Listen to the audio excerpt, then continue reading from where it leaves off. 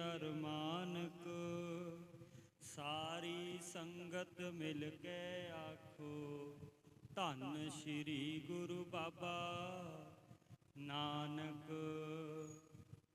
सारी संगत मिल के आखो धन श्री गुरु बाबा नानक। सतनाम श्री वाहेगुरु साहिब जी। टक आप श्री गुरु लगायो नगर कोट की जह फरमायो। वाहेगुरु जी का खालसा वाहेगुरु जी की फतेह। परम सन्मान योग सतगुरु श्री गुरु ग्रंथ साहिब सच्चे पातशाह दी पावन पवित्र गोद विच शाम वेले टिकाणा भाई जगता जी साहिब अस्थान ते बड़े ही प्रेम प्यार दे विच भिज के जिथे आपां ने इलाही बाणी दे कीर्तन बड़े ही अदब सत्कार प्रेम प्यार सैत सेवा पंथी गुरमत संगीत विद्यालय दे बच्चियां कोलों बड़े प्यार सैत गुरबाणी कीर्तन सुन कीते ने। सतगुरु पातशाह कृपा बख्शिश रहमत करन बच्चियां नूं होर कीर्तन दी दात सतगुरु पातशाह जी बख्शिश करन।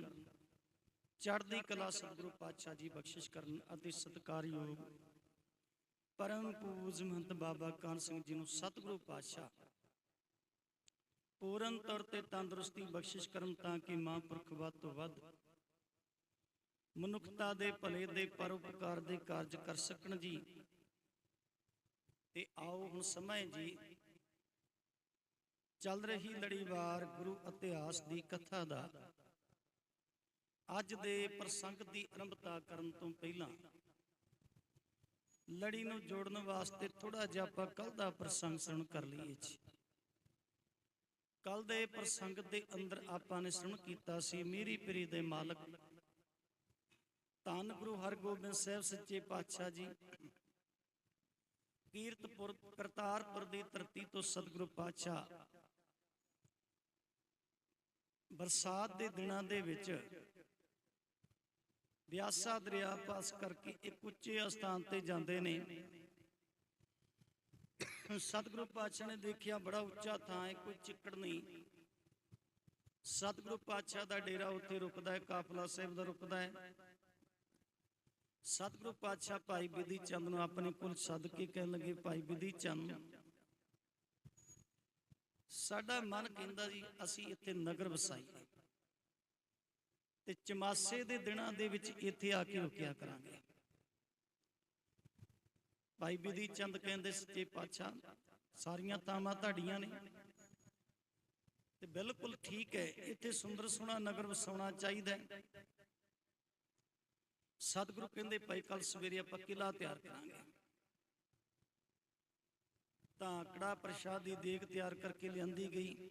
दिन चढ़िया रात दा समां बतीत होया सतगुरु पातशाह तैयार होए सिख सेवक तैयार होए ने कड़ा प्रशाद दी देग लिआंदी सिख ने अरदास कीती भी धन गुरु हरगोबिंद साहब नवें नगर दा टक लाउण लगे ने नींह रखण लाउण लगे ने। सतगुरु पातशाह आप अंग संग होके सारा कारज नेपरे चढ़ाउणा। इस तरह अरदास हुई सतगुरु पातशाह ने टक लाई हरगोबिंदपुर दी नगर दी उसारी शुरू है जी। पहला नाम सी चक गोबिंद। सतगुरु पातशाह हुण इह नवें नगर दी उसारी दी आरंभता कर दित्ती आ। आओ अगला प्रसंग किस प्रकार कवि संतोख सिंह जी आपां नूं सुण करवाउंदे ने सुण करिए जी। अज दे प्रसंग दी आरंभता करन तों पहिलां सारे ही आखो जी सतनाम श्री वाहेगुरु साहिब जी। आओ जी अगला प्रसंग सुन करिए। टक आप श्री गुरु लगायो। सतगुरु गुरु हरगोबिंद साहिब सच्चे पातशाह जी ने ਆਪਣੇ ਹੱਥੀਂ ਤੱਕ ਜਿਹੜਾ ਉਹ ਲਾਉਣਾ ਕੀਤਾ। ਨਗਰ ਕੋਟ ਕੀ ਜਹ ਫਰਮਾਇਓ। ਸਤਿਗੁਰੂ ਪਾਤਸ਼ਾਹ ਜੀ ਨੇ ਹੁਕਮ ਕੀਤਾ ਵੀ ਇੱਥੇ ਸੁੰਦਰ ਸੋਹਣਾ ਨਗਰ ਜਿਹੜਾ ਹੈ ਉਹ ਵਸਾਉਣਾ ਕਰੋ, ਨਗਰ ਤਿਆਰ ਕਰੋ। ਬ੍ਰਿੰਦ ਮਿਹਨਤੀ ਦਏ ਲਗਾਈ। ਉਸੇ ਵੇਲੇ ਬਹੁਤ ਸਾਰੇ ਕਾਮੇ ਮਜ਼ਦੂਰ ਜਿਹੜੇ ਦਿਹਾੜੀਦਾਰ ਨੇ, ਸੇਵਾਦਾਰ ਨੇ, ਬਹੁਤ ਸਾਰੀਆਂ ਸੰਗਤਾਂ ਜਿਹੜੀਆਂ ਨੇ ਤੇ ਕੰਮ ਕਾਜ ਕਰਨ ਵਾਲੇ ਬੜੇ ਸੰਗਤੀ ਰੂਪ ਦੇ ਵਿੱਚ ਲੋਕ ਜਿਹੜੇ ਨੇ ਨਗਰ ਦੀ ਉਸਾਰੀ ਦੇ ਕਾਰਜ ਵਿੱਚ ਲੱਗ ਗਏ। ਅਧਿਕ ਸ਼ਿਰਗ ਗੁਰ ਗੁਰਨ ਦਿਖਾਈ। ਤੇ ਬੜੀ ਛੇਤੀ ਦੇ ਨਾਲ ਸਤਿਗੁਰੂ ਪਾਤਸ਼ਾਹ ਨੇ ਹਿੰਮਤ ਦੇ ਨਾਲ ਨਗਰ ਵਸਾਉਣਾ ਕੀਤਾ। ਭਏ ਪ੍ਰਸੰਨ ਹੀਰ ਕਰ ਸਰਬ। ਤੇ ਸਾਰੇ ਨਮਨ ਸੁੰਦਰ ਸੋਹਣਾ ਨਗਰ ਉਸਰਿਆ ਵੇਖ ਕੇ ਬੜੇ ਖੁਸ਼ ਹੋਏ, ਬੜੇ ਪ੍ਰਸੰਨ ਹੋਏ ਨੇ। ਬਖਸ਼ਿਓ ਤਾਤ ਕਾਲ ਗਨ ਦਰਬ। ਸਤਿਗੁਰੂ ਪਾਤਸ਼ਾਹ ਨੇ ਤੁਰੰਤ ਉਸੇ ਵੇਲੇ ਬਹੁਤ ਸਾਰਾ ਧਨ ਸਿੱਖਾਂ ਨੂੰ ਬਖਸ਼ਿਸ਼ ਕੀਤਾ। ਬਹੁ ਗ੍ਰਾਮਨ ਕੇ ਨਰ ਬੁਲਵਾਏ। ਤੇ ਆਸੇ ਪਾਸੇ ਦੇ ਬਹੁਤ ਪਿੰਡਾਂ ਦੇ ਜਿਹੜੇ ਮਜ਼ਦੂਰੀ ਕਰਨ ਵਾਲੇ ਲੋਕ ਸਨ, ਉਹਨਾਂ ਸਭ ਨੂੰ ਸੱਦਾ ਪੱਤਰ ਦਿੱਤਾ। ਉਹਨਾਂ ਸਾਰਿਆਂ ਨੂੰ ਸੱਦਿਆ। ਦਈ ਦਿਹਾੜੀ ਕਾਰ ਲਗਾਏ। ਕਈ ਜਿਹੜੇ ਨੇ ਉਹ ਦਿਹਾੜੀ ਦੀ ਮਜ਼ਦੂਰੀ ਤੇ ਲੱਗੇ ਨੇ ਤੇ ਕਈ ਜਿਹੜੇ ਨੇ ਉਹ ਸ਼ਰਧਾ ਭਾਵਨਾ ਪਿਆਰ ਨਾਲ ਲੱਗੇ ਨੇ। ਸੁਨ ਸੁਧ ਘੇਰੜ ਖਤਰੀ ਮੰਦ। ਕਹਿੰਦੇ ਜਦੋਂ ਇਹ ਭਗਵਾਨ ਦਾਸ ਘੇਰੜ ਨੂੰ ਪਤਾ ਲੱਗਿਆ, ਮੰਦੀ ਮੱਤ ਵਾਲੇ ਨੂੰ, ਚਿਤ ਮਹਿ ਚਿੰਤਾ ਵਧੀ ਬਿਲੰਦ। ਤੇ ਸਤਿਗੁਰੂ ਪਾਤਸ਼ਾਹ ਜੀ ਸੁੰਦਰ ਸੋਹਣੇ ਨਵੇਂ ਨਗਰ ਦੀ ਉਸਾਰੀ ਸ਼ੁਰੂ ਕਰ ਦਿੱਤੀ ਆ। ਸਤਿਗੁਰੂ ਨਵਾਂ ਨਗਰ ਬਣਾ ਰਹੇ ਨੇ। ਇਹ ਸੁਣ ਕੇ ਮਨ ਵਿੱਚ ਬੜੀ ਚਿੰਤਾ ਪੈਦਾ ਹੋਈ। ਧੂਮ ਦਬਾਏ ਲੀਨ ਸਭ ਮੇਰੀ। ਤੇ ਇਸੇ ਵੇਲੇ ਇਹਦੇ ਮਨ ਦੇ ਵਿੱਚ ਆਇਆ ਵੀ ਮੇਰੀ ਜ਼ਮੀਨ ਦੱਬ ਲੈਣੀ ਸਤਿਗੁਰੂ ਨੇ। ਪਰ ਅੱਗੇ ਜਾ ਕੇ ਗੱਲ ਬਿਲਕੁਲ ਕਲੀਅਰ ਹੋ ਜਾਣੀ ਆ ਜੀ। ਦੇਖੋ ਦੁਨੀਆਦਾਰ ਬੰਦੇ ਜਿਹੜੇ ਉਹ ਕਿਸੇ ਦੀ ਜ਼ਮੀਨ ਦੱਬਦੇ ਨੇ ਜੀ। ਉਹ ਕਿਸੇ ਦੇ ਘਰ ਤੇ ਕਿਸੇ ਦੀ ਜ਼ਮੀਨ ਤੇ ਕਬਜ਼ਾ ਕਰ ਲੈਂਦੇ ਨੇ। ਪਰ ਸਤਿਗੁਰੂ ਪਾਤਸ਼ਾਹ ਦਾ ਤਾਂ ਭਾਈ ਐਸਾ ਉਪਦੇਸ਼ ਹੈ, ਹੱਕ ਪਰਾਇਆ ਨਾਨਕਾ ਉਹ ਸੂਰ ਉਸ ਗਾਏ ਗੁਰ ਪੀਰ ਆਮਾ ਤਾਂ ਪਰੇ ਜਾ ਮਰਦਾਰ ਨਾ ਖਾਏ। ਤੇ ਸਤਿਗੁਰੂ ਪਾਤਸ਼ਾਹ ਜੀ ਆਪ ਹੀ ਲੋਕਾਂ ਦੀਆਂ ਜ਼ਮੀਨਾਂ ਦੱਬਣ ਲੱਗ ਪਏ ਤੇ ਫਿਰ ਕੀ ਬਣੇਗਾ। ਬਿਲਕੁਲ ਐਸਾ ਕੁਝ ਨਹੀਂ ਭਾਈ। ਸਤਿਗੁਰੂ ਪਾਤਸ਼ਾਹ ਕਿਸੇ ਦੀ ਜ਼ਮੀਨ ਤੇ ਕਬਜ਼ਾ ਨਹੀਂ ਕਰਦੇ। ਅੱਗੇ ਜਾ ਕੇ ਗੱਲ ਆਏਗੀ ਸਾਰੀ, ਆਪਾਂ ਨੂੰ ਪਤਾ ਚੱਲ ਜਾਏਗਾ ਵੀ ਇਹ ਅਸਲ ਵਿੱਚ ਜ਼ਮੀਨ ਹੈ ਹੀ ਸਤਿਗੁਰੂ ਦੀ। ਤਾਂ ਇਸ ਤਰ੍ਹਾਂ ਇਹ ਹੁਣ ਭਗਵਾਨ ਦਾਸ ਘੇਰੜ ਜਿਹੜਾ ਆਉਂਦਾ ਹੈ, ਕਹਿੰਦਾ ਮੇਰੀ ਜ਼ਮੀਨ ਦੇ ਉੱਪਰ ਸਤਿਗੁਰੂ ਕਬਜ਼ਾ ਹੀ ਨਾ ਕਰ ਲੈਣ। ਸੀਨੇ ਜ਼ੋਰੀ ਕਰਤ ਕਨੇਰੀ। ਮਨ ਵਿੱਚ ਬੜੀ ਚਿੰਤਾ, ਕਹਿੰਦਾ ਵੀ ਬੜੀ ਧੱਕੇਸ਼ਾਹੀ ਕਰਦੇ ਨੇ। ਤਾਂ ਇਹ ਤਾਂ ਬੜੀ ਜ਼ਬਰਦਸਤੀ ਕਰ ਰਹੇ ਨੇ। ਕਿਆ ਇਸਨੇ ਮਨ ਮਹਿ ਅਬ ਠਾਨੀ। ਕਹਿੰਦੇ ਪਤਾ ਨਹੀਂ ਇਹਨਾਂ ਨੇ ਆਪਣੇ ਮਨ ਵਿੱਚ ਕੀ ਸੋਚਿਆ, ਕੀ ਧਾਰਨ ਕੀਤਾ ਹੋਇਆ ਹੈ, ਕੀ ਆਪਣੇ ਮਨ ਵਿੱਚ ਵਿਚਾਰ ਬਣਾਈ ਆ। ਕਿਸ ਕੀ ਸ਼ੰਕਾ ਤਨਕ ਨ ਮਾਨੀ। ਮਾਲ ਦੀ ਗੱਲ ਕਿਸੇ ਦੀ ਭੋਰਾ ਜਿੰਨੇ ਵੀ ਪ੍ਰਵਾਹ ਨਹੀਂ ਮੰਨਦੇ। ਇਹ ਕਿਸੇ ਦਾ ਵੀ ਡਰ ਭੈ ਨਹੀਂ ਮੰਨਦੇ। ਨਰ ਇਕੱਠੇ ਕਰ ਬੂਝਣ ਲਾਗਾ। ਕਹਿੰਦੇ ਨੇ ਬਹੁਤ ਸਾਰੇ ਲੋਕਾਂ ਨੂੰ ਇਕੱਠਾ ਕਰ ਲਿਆ ਤੇ ਇਕੱਠਾ ਕਰਕੇ ਬਹੁਤ ਸਾਰੇ ਲੋਕਾਂ ਤੋਂ ਪੁੱਛਣ ਲੱਗਾ, ਇਹ ਕਿਸ ਰਾਹਾ ਸੋ ਰੋਕੈ ਜਾਗਾ। ਕਹਿੰਦਾ ਵੀ ਸਤਿਗੁਰੂ ਪਾਤਸ਼ਾਹ ਕਿਸ ਤੋਂ ਪੁੱਛ ਕੇ ਜਗ੍ਹਾ ਰੁਕ ਰਹੇ ਨੇ, ਕਿੰਨਾਂ ਨਾਲ ਗੱਲਬਾਤ ਕਰਕੇ ਜਗ੍ਹਾ ਰੋਕ ਰਹੇ ਨੇ। ਹਮੈ ਕਿ ਤੁਮੈ ਬੂਝ ਨਹਿ ਲੀਨ। ਸਤਿਗੁਰੂ ਪਾਤਸ਼ਾਹ ਨੇ ਤੁਹਾਨੂੰ ਪੁੱਛਿਆ ਨਾ, ਮੈਨੂੰ ਪੁੱਛਿਆ ਨਾ ਤੁਹਾਨੂੰ ਪੁੱਛਿਆ। ਕੀ ਤੁਹਾਡੇ ਤੋਂ ਪੁੱਛਿਆ ਨਾ, ਤੁਹਾਡੇ ਤੋਂ ਪੁੱਛਿਆ ਨਾ, ਮੇਰੇ ਤੋਂ ਪੁੱਛਿਆ ਹੈ। ਕਿਸ ਕੋ ਕਿਸ ਬਿਦ ਕੁਛ ਨਹਿ ਦੀਨ। ਕਿਸੇ ਨੂੰ ਕੁਝ ਦਿੱਤਾ ਵੀ ਨਹੀਂ। ਇਹ ਜ਼ਮੀਨ ਦਾ ਮੁੱਲ ਵੀ ਕਿਸੇ ਨੂੰ ਕੋਈ ਨਹੀਂ ਦਿੱਤਾ। ਸੁਨ ਕੇ ਲੋਕਨ ਬਾਕ ਬਖਾਨੋ। ਜਿੱਥੇ ਅੱਜ ਦਰਬਾਰ ਸਾਹਿਬ ਬਣਿਆ, ਅੰਮ੍ਰਿਤਸਰ ਸ਼ਹਿਰ, ਅੰਮ੍ਰਿਤਸਰ ਬਣਿਆ ਨਾ ਸਾਡਾ ਇਤਿਹਾਸ ਸਥਾਨ, ਇਸ ਅਕਬਰ ਬਾਦਸ਼ਾਹ ਜਗ੍ਹਾ ਦੇ ਰਿਹਾ ਸੀ, ਦਾਨ ਕਰਦਾ ਸੀ ਵੀ ਤੁਸੀਂ ਲੈ ਲਓ, ਇੱਥੇ ਨਗਰ ਵਸਾਓ। ਪਰ ਧੰਨ ਗੁਰੂ ਰਾਮਦਾਸ ਪਾਤਸ਼ਾਹ ਨੇ ਇਹ ਜਿਹੜੀ ਜਗ੍ਹਾ ਨਾ 700 ਅਕਬਰੀ ਰੁਪਈਆ ਦੇ ਕੇ ਖਰੀਦੀ ਸੀ। ਉਂਝ ਨਹੀਂ ਦੱਬੀ ਜੀ ਜ਼ਮੀਨ। ਸਤਿਗੁਰੂ ਪਾਤਸ਼ਾਹ ਦੀ ਬੜੀ, ਜਦੋਂ ਮਾਖੋਵਾਲ ਦੀ ਧਰਤੀ ਗੁਰੂ ਤੇਗ ਬਹਾਦਰ ਸਾਹਿਬ ਨਗਰ ਵਸਾਉਂਦੇ ਨੇ ਅਨੰਦਪੁਰ ਸਾਹਿਬ, ਉਦੋਂ ਵੀ ਰਾਣੀ ਜਿਹੜੀ ਧਰਤੀ ਦਿੰਦੀ ਸੀ ਦਾਨ ਦੇ ਵਿੱਚ, ਸਤਿਗੁਰੂ ਕਹਿੰਦੇ ਨਹੀਂ ਭਾਈ। ਸਤਿਗੁਰੂ ਨੇ ਮੁੱਲ ਖਰੀਦ ਕੇ ਹੀ ਨਗਰ ਵਸਾਏ ਨੇ, ਕਿਉਂਕਿ ਪਤਾ ਹੈ ਕੱਲ ਨੂੰ ਕਿਸੇ ਨੇ ਉੱਠ ਕੇ ਕਹਿ ਦੇਣਾ ਵੀ ਸਾਡੀ ਮਲਕੀਅਤ ਸਾਨੂੰ ਦਿਓ। ਇਹ ਸਾਡੀ ਮਾਲਕੀ ਸਾਡੇ ਨਾਲ ਬੋਲਦੀ।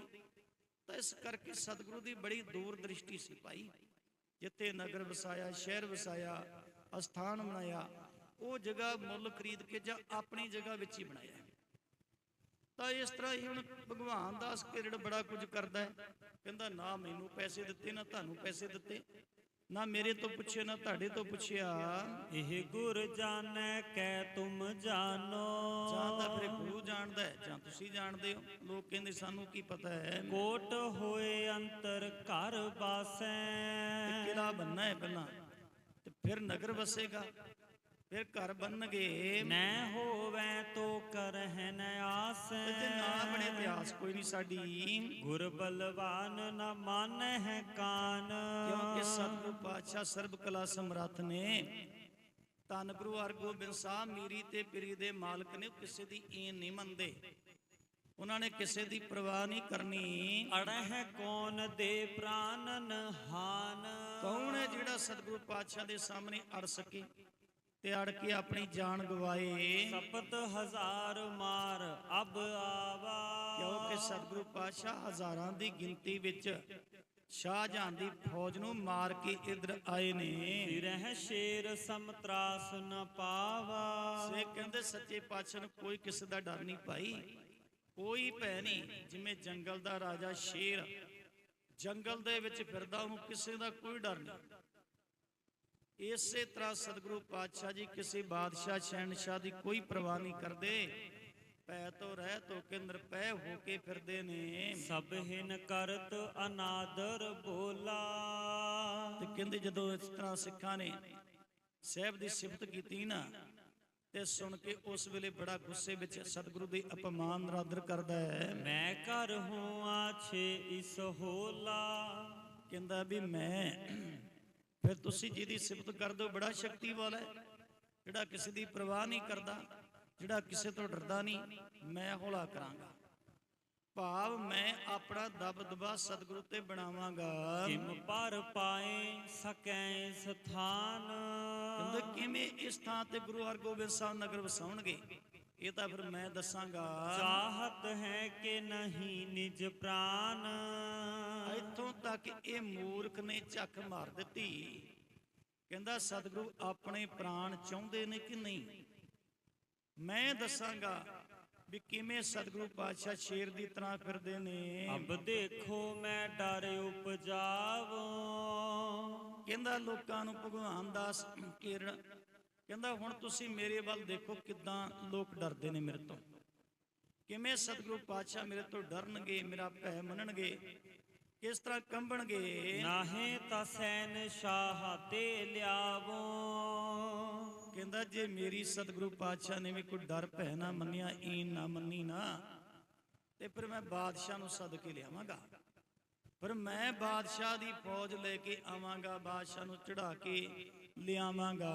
ਔਰ ਹੰਕਾਰੀ ਬਕਹਿ ਕੋ ਬੈਨਾ।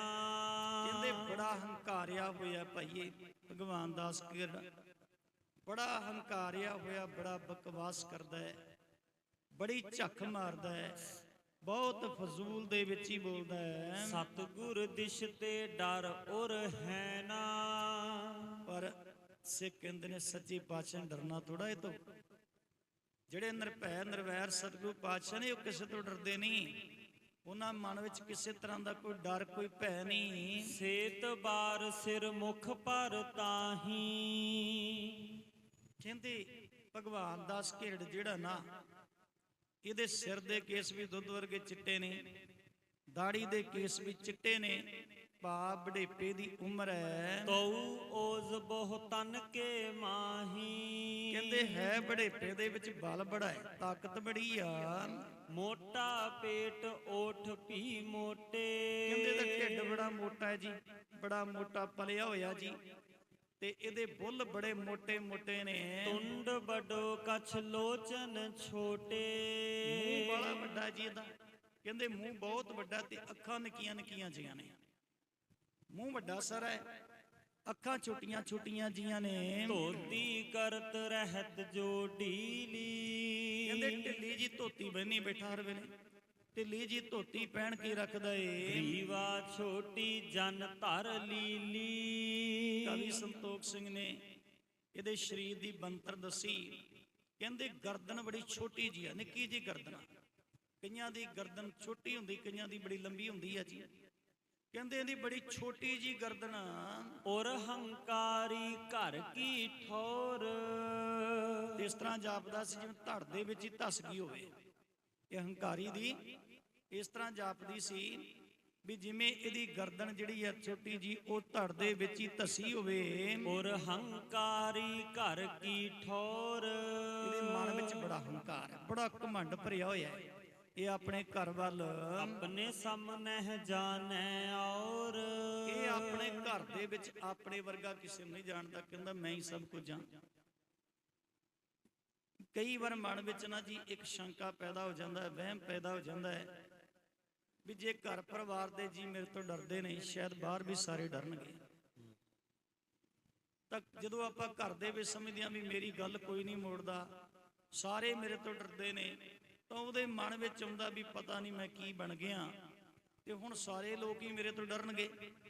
ਇਹ ਕਿਸੇ ਨੂੰ ਆਪਣੇ ਬਰਾਬਰ ਨਹੀਂ ਸਮਝਦਾ। ਭਾਵ ਕਹਿੰਦਾ ਵੀ ਮੇਰੇ ਵਿੱਚ ਹੀ ਸਭ ਕੁਝ ਹੈ, ਮੈਂ ਹੀ ਸਭ ਕੁਝ ਹਾਂ। ਆਪਣੀ ਜਾਤ ਗੁਰੂ ਕੀ ਜਾਣੈ।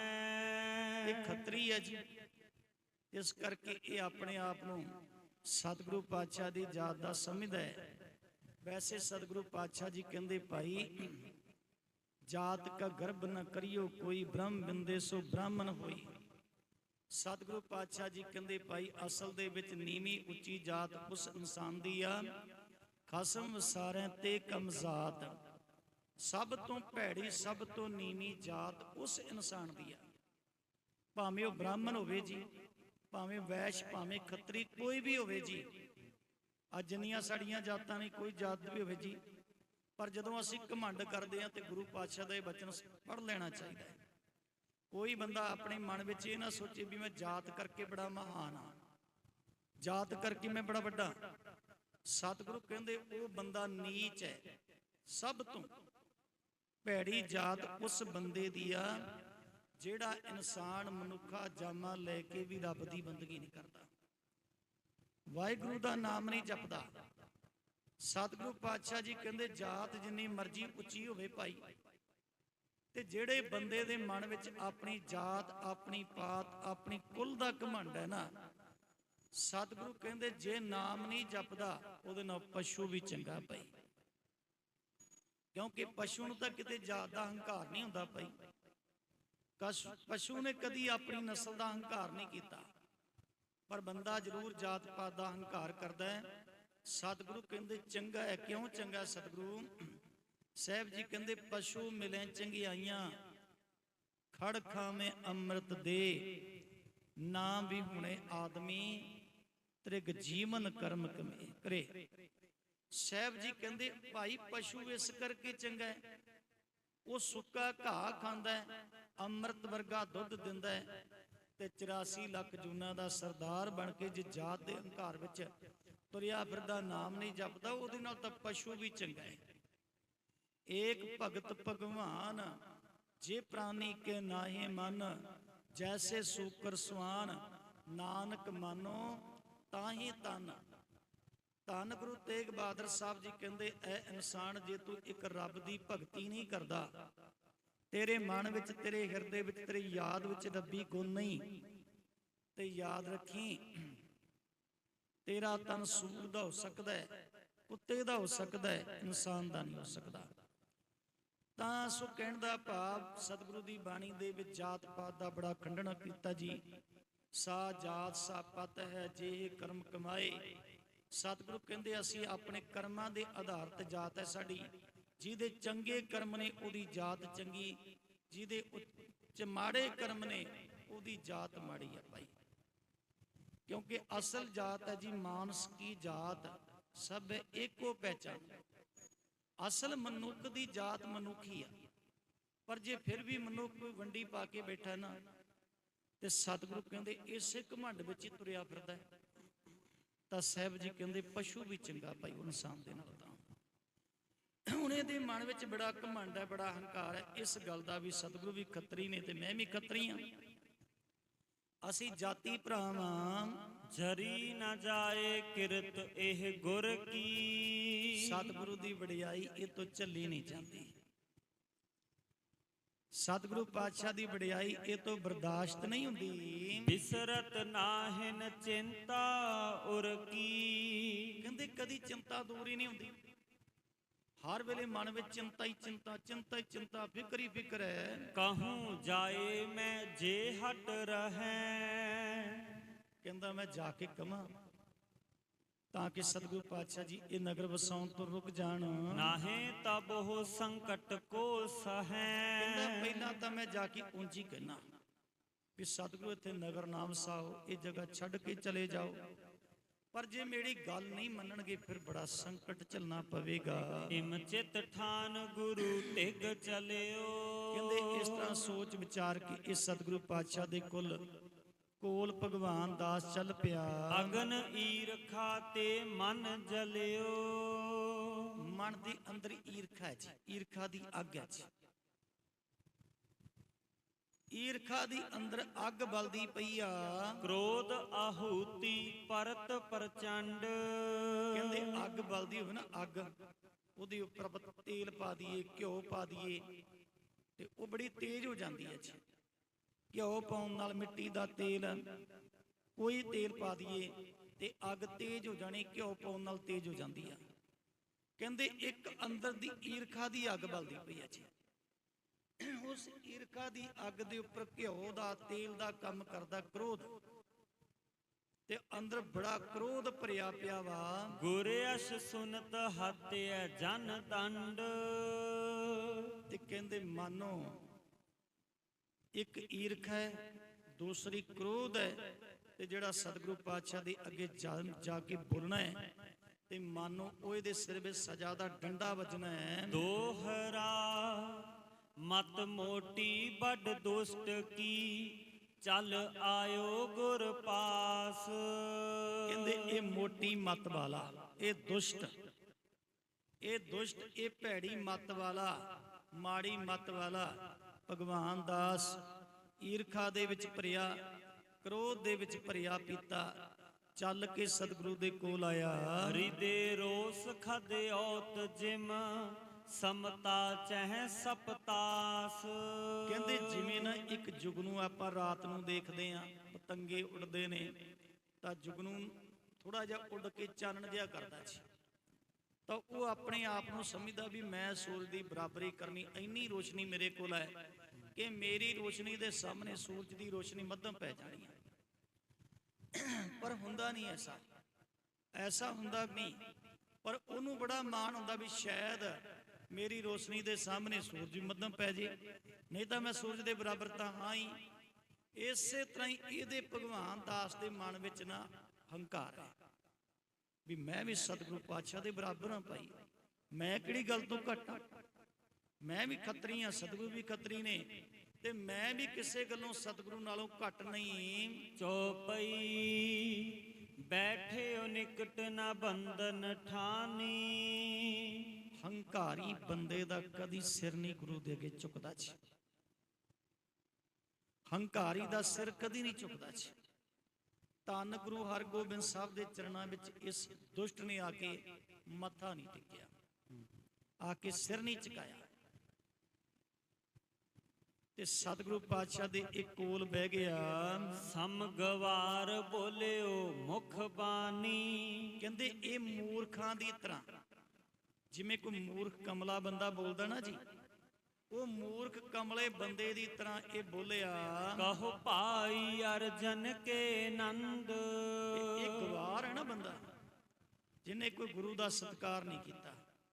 ਕਹਿਣ ਲੱਗਾ ਭਾਈ ਗੁਰੂ ਅਰਜਨ ਸਾਹਿਬ ਜੀ ਦੇ ਪੁੱਤਰ, ਕਿਆ ਕੀ ਨਸੇ ਉਤਪਾਤ ਬਿਲੰਦ। ਕਹਿੰਦਾ ਵੀ ਤੁਸੀਂ ਇਹ ਕੀ ਕੀਤਾ ਵੀ ਝਗੜੇ ਵਾਲੀ ਗੱਲ, ਲੜਾਈ ਵਾਲੀ ਗੱਲ, ਇਹ ਕਿਵੇਂ ਕਲੇਸ਼ ਵਾਲੀ ਗੱਲ ਕਰ ਦਿੱਤੀ ਜੇ। ਇਸ ਭੂਮੀ ਕੋ ਮਾਲਕ ਕੋਈ। ਤੇ ਇਸ ਜ਼ਮੀਨ ਦਾ ਜਿੱਥੇ ਤੁਸੀਂ ਨਗਰ ਵਸਾਉਣ ਲੱਗੇ ਹੋ ਹਰਗੋਬਿੰਦਪੁਰਾ, ਇਸ ਨਗਰ ਦਾ ਜਿਹੜਾ ਮਾਲਕ ਹੈ ਕਿ ਨਹੀਂ ਜਾਣੈ ਕੋ ਸੋਈ। ਕੌਣ ਹੈ ਤੁਹਾਨੂੰ ਪਤਾ ਹੈ? ਜਿਸ ਜੇ ਜਾਣਦੇ ਹੋ ਤੇ ਦੱਸੋ। ਇਸ ਜ਼ਮੀਨ ਦਾ ਮਾਲਕ ਕੌਣ ਹੈ? ਜੇ ਜਾਣਦੇ ਹੋ ਤੇ ਦੱਸਣਾ ਕਰੋ। ਕਿਸ ਕੋ ਤੈਂ ਬੂਝਨ ਕਰ ਲੀਨ। ਇਹ ਵੀ ਦੱਸੋ ਵੀ ਕਿਸ ਨੂੰ ਪੁੱਛਿਆ ਜੀ? ਕਿਸ ਨੂੰ ਪੁੱਛ ਕੇ ਇਹ ਜਗ੍ਹਾ ਲਈ ਜੇ? ਖਰਚਿਓ ਕਹਾਂ ਮੋਲ ਕਿਸ ਦੀਨ। ਤੇ ਫਿਰ ਧਨ ਵੀ ਦਿੱਤਾ ਹੋਏਗਾ, ਪੈਸਾ ਵੀ ਦਿੱਤਾ ਹੋਏਗਾ ਨਾ। ਕਿਸ ਨੂੰ ਇਸ ਜ਼ਮੀਨ ਦਾ ਧਨ ਪੈਸਾ ਦਿੱਤਾ ਜੀ? ਸ਼੍ਰੀ ਮੁਖ ਤੇ ਹੱਸ ਕਰ ਫਰਮਾਇਓ। ਧੰਨ ਗੁਰੂ ਹਰਗੋਬਿੰਦ ਸਾਹਿਬ ਜੀ ਹੱਸ ਪਏ।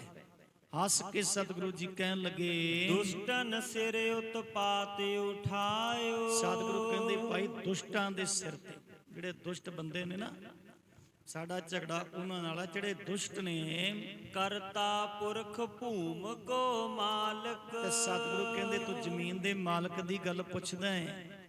ਇਹ ਸਾਰੀ ਜ਼ਮੀਨ ਦਾ ਮਾਲਕ ਵਾਹਿਗੁਰੂ ਆਪ ਹੈ।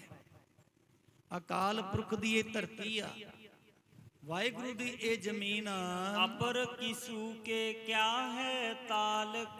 ਸਤਿਗੁਰੂ ਪਾਤਸ਼ਾਹ ਜੀ ਕਹਿੰਦੇ ਹੋਰ ਕੌਣ ਮਾਲਕ ਇਹਦਾ? ਤੇ ਹੋਰ ਕੌਣ ਇਹਦਾ ਮਾਲਕ ਹੋ ਸਕਦਾ ਹੈ? ਇਹਦਾ ਮਾਲਕ ਇੱਕ ਅਕਾਲ ਪੁਰਖ ਵਾਹਿਗੁਰੂ ਆ। ਸੋ ਪਰਮੇਸ਼ਰ ਬੂਝਨ ਕਰਿਓ। ਇਸ ਲਈ ਨਾ ਅਸੀਂ ਉਸੇ ਜਿਹੜਾ ਮਾਲਕ ਆ ਉਹ ਤੋਂ ਹੀ ਪੁੱਛਿਆ। ਇਹ ਅਕਾਲ ਪੁਰਖ ਦੀ ਜਗ੍ਹਾ ਹੈ, ਅਕਾਲ ਪੁਰਖ ਤੋਂ ਅਸੀਂ ਪੁੱਛ ਲਿਆ ਭਾਈ। ਜਿਹੜਾ ਮਾਲਕ ਉਹਦੇ ਕੋਲੋਂ ਪੁੱਛ ਲਿਆ। ਪੁਰ ਕੋ ਰਚਨ ਮਨੋਰਥ ਧਰਿਓ। ਸਤਿਗੁਰੂ ਕਹਿੰਦੇ ਸਾਡੇ ਮਨ ਦੀ ਇੱਛਾ ਹੈ, ਮਨ ਦਾ ਮਨੋਰਥ ਹੈ ਕਿ ਇੱਥੇ ਸੁੰਦਰ ਸੋਹਣਾ ਨਗਰ ਵਸਾਈਏ। ਹਰ ਚਰਨਨ ਰੁਚ ਮੈਂ ਚਿਤ ਪਰਚਿਓ। ਤੇ ਇਸ ਕਰਕੇ ਹੁਣ ਸਾਡਾ ਜਿਹੜਾ ਹੈ ਅੱਜ ਮਾਸੇ ਦੀ ਰੁੱਤ ਨੇ, ਬਰਸਾਤ ਦਾ ਸਮਾਂ, ਜਗ੍ਹਾ ਬੜੀ ਸੋਹਣੀ ਆ, ਇੱਥੇ ਸਾਡਾ ਮਨ ਬੜਾ ਲੱਗਾ ਹੈ। ਹੁਣ ਸਤਿਗੁਰੂ ਪਾਤਸ਼ਾਹ ਦੱਸ ਦਿੱਤਾ ਹੈ। ਅਸਲ ਅੱਗੇ ਚੱਲ ਕੇ ਪਤਾ ਚੱਲੇਗਾ ਇਹਦੀ ਜ਼ਮੀਨ ਨਹੀਂ ਹੈ ਜੀ। ਇਹ ਜ਼ਮੀਨ ਕਿਹਦੀ ਆ ਇਹ ਅੱਗੇ ਆਪਾਂ ਵਿਚਾਰਾਂਗੇ, ਕਿਉਂਕਿ ਅੱਗੇ ਪ੍ਰਸੰਗ ਆਏਗਾ। ਸਾਰਾ ਬਹੁਤ ਸੋਹਣਾ ਪ੍ਰਸੰਗ ਹੈ ਜੀ। ਬਾਕੀ ਦਾ ਪ੍ਰਸੰਗ ਆਪਾਂ ਕੱਲ ਦੇ ਪ੍ਰਸੰਗ ਦੇ ਅੰਦਰ ਸਰਵਣ ਕਰਾਂਗੇ। ਆਪ ਸੰਗਤ ਦਾ ਧੰਨਵਾਦ। ਸਤਿਗੁਰੂ ਪਾਤਸ਼ਾਹ ਸਾਰੀਆਂ ਸੰਗਤਾਂ ਨੂੰ ਚੜ੍ਹਦੀ ਕਲਾ ਤੰਦਰੁਸਤੀ ਬਖਸ਼ਿਸ਼ ਕਰਨ, ਤਾਂ ਕਿ ਆਪਾਂ ਸਾਰੇ ਇਸੇ ਤਰ੍ਹਾਂ ਗੁਰੂ ਪ੍ਰੇਮ ਪਿਆਰ ਦੇ ਵਿੱਚ ਭਿੱਜ ਕੇ ਗੁਰੂ ਪਾਤਸ਼ਾਹ ਦੇ ਪਾਵਨ ਇਤਿਹਾਸ ਨੂੰ ਸੁਣੀਏ, ਸੁਣ ਕੇ ਆਪਣੇ ਹਿਰਦੇ ਵਿੱਚ ਵਸਾ ਕੇ ਆਪਣੇ ਜੀਵਨ ਨੂੰ ਸਫਲ ਕਰੀਏ ਜੀ। ਵਾਹਿਗੁਰੂ ਜੀ ਕਾ ਖਾਲਸਾ, ਵਾਹਿਗੁਰੂ ਜੀ ਕੀ ਫਤਿਹ।